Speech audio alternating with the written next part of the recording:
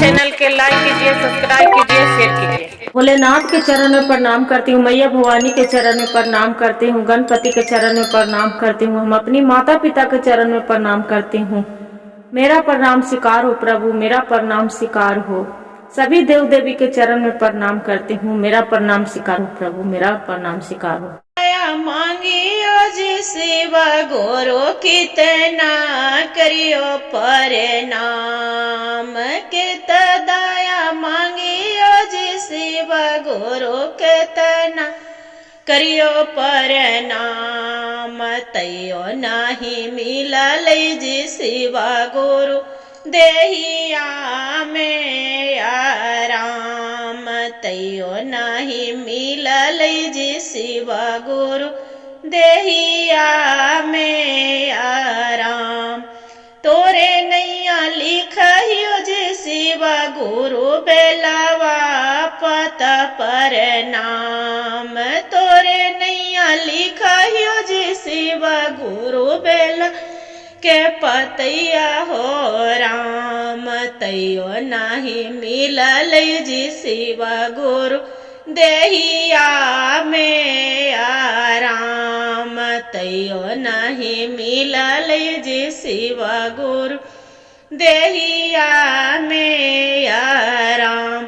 रात दिन तोरे नैया शिव गुरु जपहियो हम आज, रात दिन तोरे नैया शिव गुरु जपहियो हम, तैयो नाही देल जी शिव गुरु देहिया में आराम, तैयो नाही दिहल जी शिव गुरु देहिया में आराम।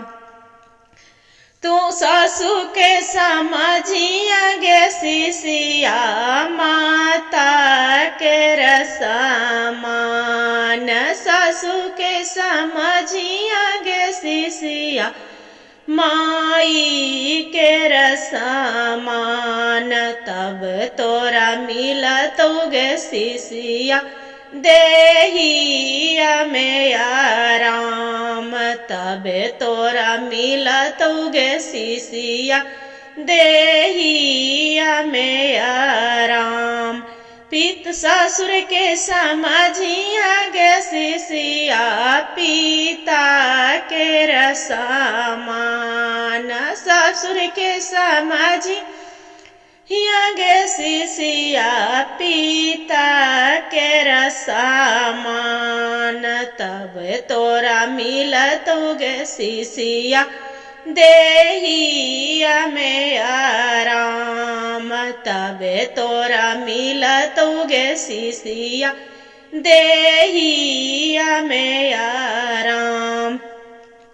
गोतनी के समझिया गे शिष्या बहिनी के समान, गोतनी के समझिया गे शिष्या बहिनी के समान, तब तोरा मिलतो गे शिष्या देहिया में आराम, तब तोरा मिलतो गे शिष्या देहिया में आराम।